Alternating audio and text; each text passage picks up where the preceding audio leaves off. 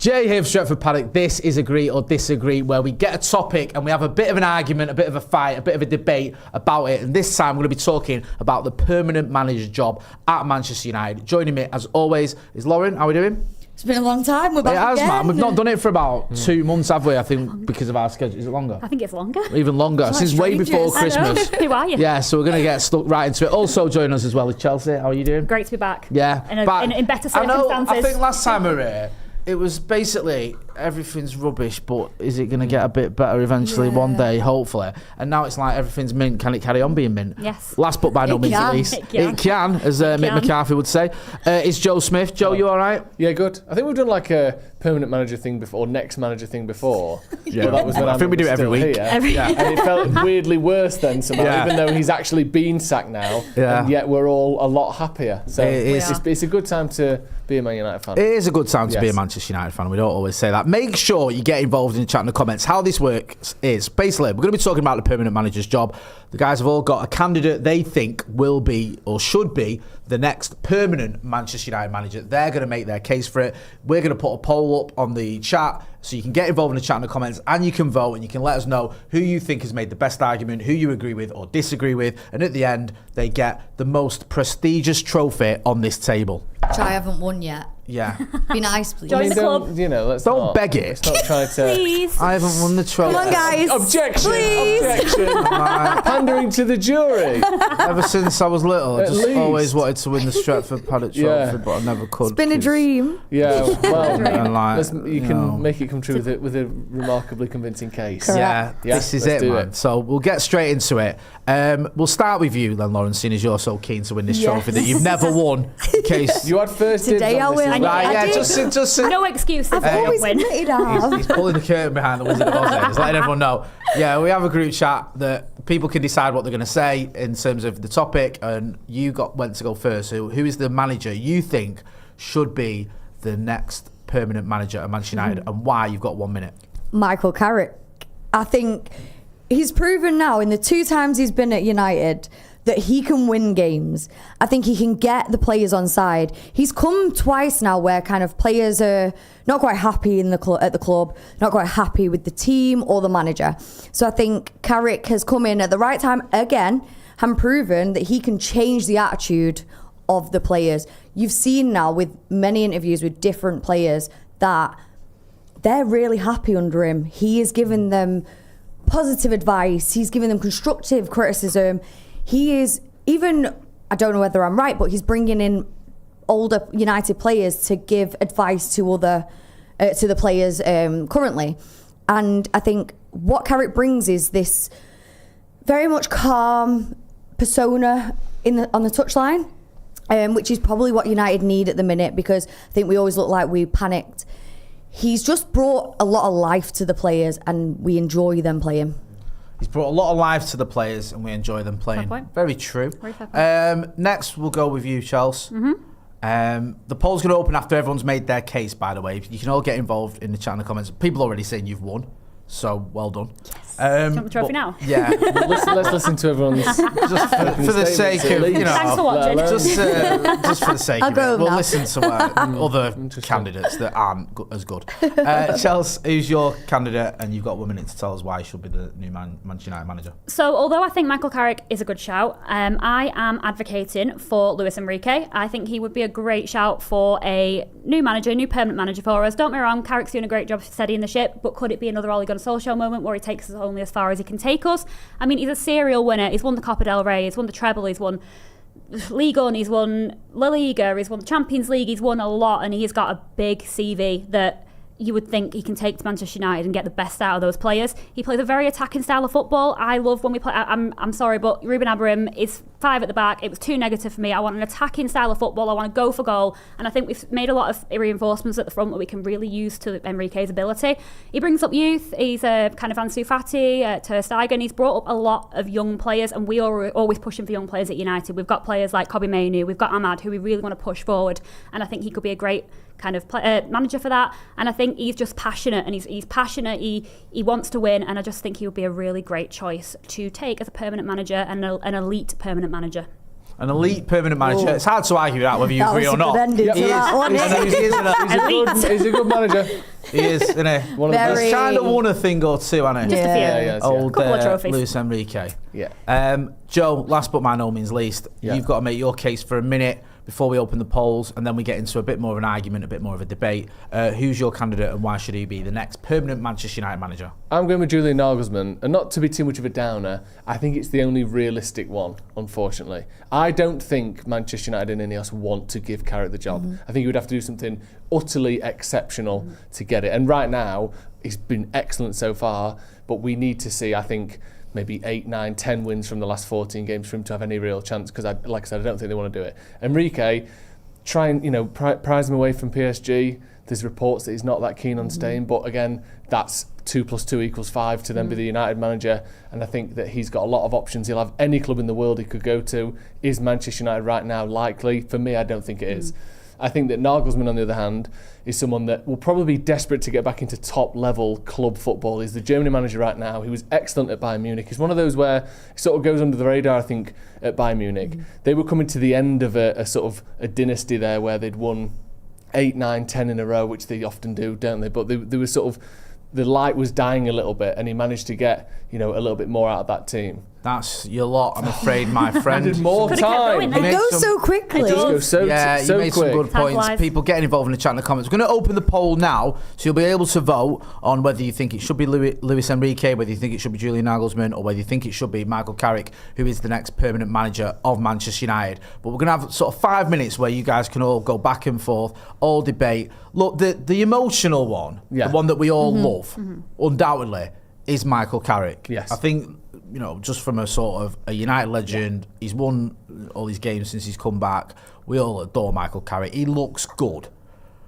I get why there's a lot of people in the chat and the comments already feeling that, but it's not just emotion, is it? There's qualifications and stuff like that. What would you say is the argument that Nagelsmann and Enrique, just to set this off, have got more on their CV when it comes to being a manager than Michael Carrick? Absolutely, on paper, CVs, Carrick is nowhere near Nagelsmann and Enrique, but I think the thing is, Carrick's biggest test will genuinely be when we lose, because undoubtedly we are going to lose a game, and it's to see how United bounce back. We will have that attitude, but go on. Just realism. Even though I think we are going to win every single game, but I think that is going to be a test for him, and I think the thing is with Carrick, I think it was you, Chelsea, that said as well, it might be another Ollie situation. The thing is with Ollie, he has said it himself, he wanted Haaland, he wanted Bellingham, and look at where them two are now. I think there was a few others as well, but look at where them two specifically are now. It's because he wasn't backed by the board. That's why he inevitably left United. So we've brought Ineos in now. I'm really not saying they are an absolute game changer, but what I'm saying is it's slightly different now. We've got a different board, or mostly different board. If they backed Carrick, and we're all talking about ifs here yet because we're still not at the end of the season, it could be a different story than Ole Gunnar Solskjaer. I think if they build him a better squad, that would be great, and I think they've got a better chance of doing that. The only problem is they will decide who the manager is before they spend 250, 300 million. And I think Enrique, obviously, like I said, I think the thing with Nagelsmann is he's 38. He's someone that theoretically, obviously we all dream of 25, 30 years, but he's not someone like Ancelotti isn't going to be anywhere for long. No. There's a few managers knocking about where you go, are they sort of past their best a little bit? He's someone that I think is still on the up. And I think he had a 71% win rate at Bayern. He's someone that, he got sacked. When he got sacked from Bayern halfway through the season, they were still in the Cup, they were still in the Champions League, and they were 1 point off the top. Like, of all the sort of slightly harsh sackings of all time, that's quite high up there. They'd just beaten PSG in the previous round of the Champions League as well. So I think he's someone that is a little bit more realistic, like I said before. But I think whoever the manager is, the Ineos have to get it right. That is crucial. I think the scariest thing is, sorry Chelsea, but I think the scariest thing is if we bring in a completely new manager, are they going to want to come in and completely change the squad again to make it their own? Whereas Carrick has had to use this squad already and he's using it to their full potential. We are seeing players completely different than they were Do you think we're under going to Amorim. get Enrique? Because that would be my biggest concern with him. It's hard to say. Obviously, it's hard to say anything. You don't know what a manager's thinking. Yeah. But he has said that he's up for a new challenge. Now, if I can tell you one thing about Manchester United, it's a challenge. Every manager comes, and let's be honest, they fail. I'm not saying he wants to come and fail. Obviously, he doesn't. He wants to come and succeed. But I just think, how much of a challenge does he want? I don't think it's completely going to happen, but I don't think it's without the realms of possibility. And I just think the thing that worries me about the two that you've come up with, Carrick, I feel like could be a little bit reactionary because they put Carrick in an interim. And they were never going to, it's almost like they've never planned him to be a permanent manager. Yeah. Is it going to be saying, oh, actually, wait, he's doing well, shall we keep him? And then that whole thinking about getting an elite manager is kind of out the window. With Nagelsmann, is he going to get offered more money to stay if they do well in the World Cup? That's the kind of two arguments I would think with those two. Both great shouts. But I don't think that that Enrique is fully out of the realms of possibility. If the conversations happen, I think it could happen. What would because as I sort of mentioned there with Lauren, that it's a very emotional, that's the one, but he lacks qualifications. Do you have any concerns that both your candidates have no Premier League managerial experience? Is that a worry? Or do you think that they've got enough experience? I think that's where we've struggled in the past. Not for me though, because I think Enrique's quite an adaptable. I mean, obviously he's not playing the Premier League, he's not managing the Premier League. That's fine, but I think he's quite an adaptable manager. He's adapted to League One. He's adapted to the Liga. He's managed the national team. He has had different managerial careers in different spectres of the world, if you know what I mean. So I think he could adapt quite well, and I think a manager of that stature should be able to adapt that well. Also, just thinking, and I might be missing one here, but other than Ranieri, haven't like all of the last 6 or 7 Premier League winning managers won the league with their first club in England? Not necessarily their first season, but their first. Because Pep had never managed in England, Klopp had never managed in England. That's what I mean. You look at managers like that. Slot had never managed in England. I think the same for Mancini and for. And even Jose was his first club, wasn't it? Jose was Chelsea. Yeah. I mean, obviously, Conte again, it was his first club in England. Yeah, so Chelsea. if it goes right, it goes right.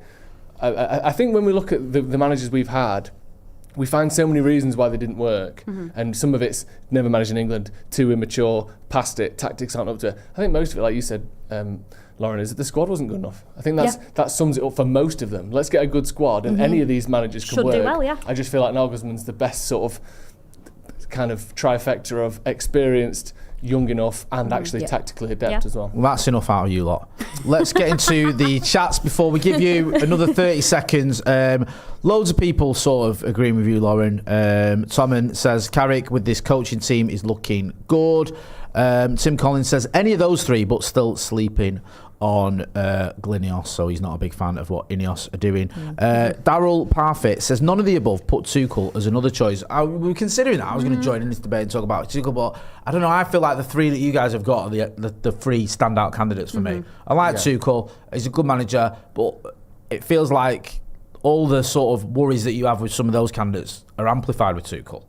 You know, he went to Bayern Munich and things weren't going great for him the way that they were with Nagelsmann. Maybe it was a bit harsh. He's sacking. Tuchel won the league there on the last day because basically Dortmund should have won it and didn't. They dropped points on the last day of the season when it was in their hands. And then he didn't win the league. And then he left under a bit of a cloud. And I know it was a bit of a bin fire by the time he left Chelsea, but he did leave Chelsea. And it's like the last two jobs probably haven't gone as well as he'd hoped. And we don't know what's happening with the World Cup as well. No. But look, you know, Tuchel is a very good manager and he's won the Champions League, and we were all cheering him when he beat City in that final.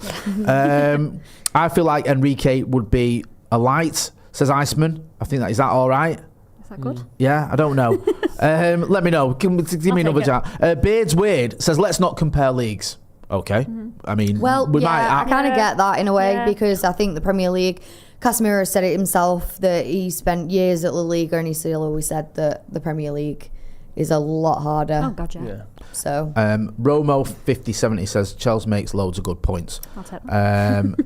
While the Naughty Nana says, happy to see this, missed the format, so good to be back. We're going to give each of you 30 seconds. We'll go the other way around this time. Joe, you can start. 30 seconds for your last sort of attempt to win this illustrious trophy before we go to the polls and see who agrees with you, Lauren and Chels. Go on, 30 seconds on why you believe your candidate is the right one. I think Julian Nagelsmann is the only real candidate that's realistic, that has got top-level managerial experience, that hasn't got a track record of falling out with everyone, that isn't going to demand an entire upheaval of the squad, and also is still managing at the top level. I know international football, people have their questions about it, but you manage in Germany, one of the biggest, highest expectation sort of teams in the world, and I think he can do that. He's a modern tactician as well, and I think that Ineos would actually, buy him a squad that would work for him, that actually works for the players they've already bought, and I think that can be a big success. Mm-hmm.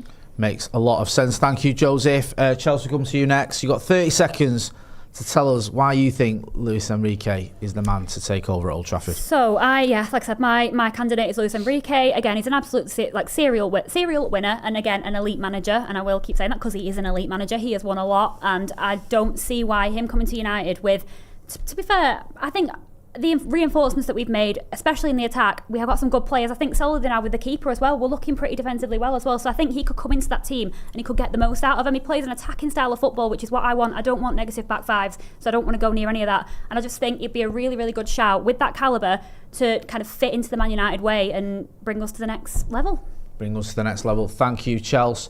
Lauren, last but not least, go on. You've got 30 seconds to tell us why Michael Carrick is the one.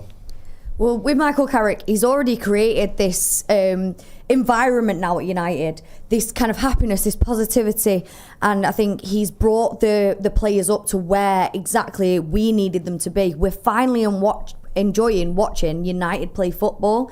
I think tactically as well, his subs are amazing. Like, he's not going defensive when we're maybe drawing. Mm-hmm. He is continuing to want to win these games, and that's all we've ever asked of Manchester United. He knows the DNA. He knows the DNA. The DNA. The DNA. Matt Wicks, who's been a member of the first team for 61 months, thanks for your support, says, what do you think about Fletcher's comments implying a need to help the players as much as demand they help us? Do you think Carrick shares that view? So I'm not seeing those comments, but I gather he's basically what he just said there. You got to help the players as much as demand they help us. So it's got a two-way street kind of thing. Yeah, of course it is. Yeah. Look, I like Dan Fletcher, and I think it was good that he. I know it wasn't exactly a running success, but it made sense for him to be that guy to just sort of come in straight after Amorim because he's the one who was there. Yeah. To have those two games and then obviously hand over the reins to Michael Carrick. I've really enjoyed this. Yeah. I think it's been a fun one. It's been a good debate. Yeah. All good points. It's very rare you have a debate where it's like, you know what, almost any of them you'd be happy with. Yeah. I do feel like agree, if United announced that Julian Nagelsmann's going to be United manager, you'd be like, yeah, it makes sense. And Same with Enrique. I think same with Carrick. If it gets to the point where Carrick gets the job, we all want Carrick to get the job. And he must have done well to do that. That's what I it's mean. not like we finish 8th and go, give it Carrick. And I was like, what? Yeah, if we finish, Villa are dropping points, we could finish third. If we finish third, Carrick makes the most sense. 100%. Yeah. But otherwise, I think, give it Nagelsmann. When we finish top. Give it Enrique. Yes. Champions League football. Right. I think Nagelsmann is the most. I don't even know the results of this. So thank you to everyone who got involved in the chat and the comments. We're now going to go to the polls, right? So are you going to announce it like running order, third place? Yeah? They're in the chat. Oh, are they? They're in the... No peeking. Right. I'm not. I haven't They're in the looked what? at a single chat. thing. The YouTube chat. Oh, sorry. I'm having a right. He's never used YouTube before. It's fine. Oh, sorry. I couldn't see them, and now I can. Right.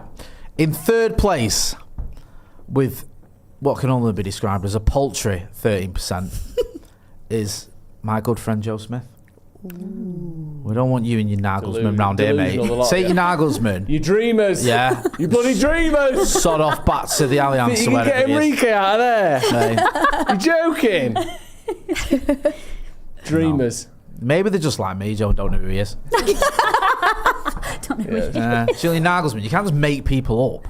Yeah, I made it look. Oh yeah. Is that AI? AI is very convincing these days. Right, that looks like a Pokemon. Pikachu. In second place, with a much more respectable 23%. Mine was still respectable. It's Chelsea. Okay. Oh, she did it. Luis Enrique. So I'm happy for you. with a mixture of making a good point, having a United legend, and begging, Please. Lauren. I needed the win, all right? Lauren gets the prestigious Stretford Paddock trophy. Well done, Lauren. Well done, Lauren. You've earned that. You've earned that. Yeah, well done. I hope it makes you very happy. What a sad little life, Lauren. Yeah. Dear Lord. Dear Lord. Well done. Yeah, the chat's Well very done. happy. I'm happy. Tombkeeper says Carrick is Manchester United. A full name Yeah. Huggy says 21 is coming. And Tomen says Carrick, you know. Yeah, look, Better believe I it's enjoyed not that. I'm actually glad Michael Carrick won. I hope am. he gets the I permanent. I hope he secretly gets a am. permanent job, right? Because if he gets a permanent job, it means we've definitely got Champions League football next season. Yeah, I don't think he's getting it unless that happens. Yeah. Yeah. And we We need should. Champions League football. Well, But you know, it'd be great. If we can, and also, I do think we can get Enrique. Yeah, I think do think that could happen. it's possible. United are still. He's not been at extended some of the his biggest clubs in the contract, world. We are still one of the biggest clubs in the world. Of course we are. And if we've got Champions League football, which we can have Champions League football and not keep Michael Carrick on, then it could be an attractive I think if proposition. you've got an ego, you're gonna want to come to United. And What if turn he it goes around. to City? Yeah. Oh, Ooh, right. Pep Bring the out, tone down. Enrique. pepper out. That's a good point, that though, because that almost levels the playing field in terms of the size of the job. Because United are a much bigger club than Manchester City. Everyone knows that. Yeah. But following Pep Guardiola is one of the biggest jobs in football. Big Is shoes to to fill. succeed in.